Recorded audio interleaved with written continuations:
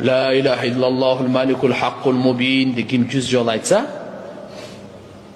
Алла Subhanahu wa Ta'ala bu dünyadagi жакырчылыктын коркунчунан амандык берет экен.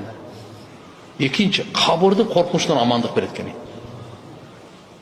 Үчүнчүсү, рызкыбызды тартылып келинет экен. Жана бейиш такылдырат экен булчу. Мынандай нерсе бар. La ilahe illallah malikul haqqul mubin 100 жол айтып коебуз. Заиф хадис, бирок фазаилда бул иштетилинет. Демек, алхамдулилlah, жакырчылыктын проблемасы чечилет.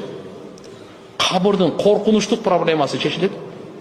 Бул дүйнөдө адам көбүнчө кембагал болуп, муктаж болуп, карыз болуп, жакыр болуп калбайын деп коркот да. Мына калима, ушу зикирдин берекеси менен маселе чечилет. Экирде кабырдын вахшат деп коет, коркунучтугунан чечилет. Үчүнчүсү рызкысыз тартып келинет экен, бейиш такылып.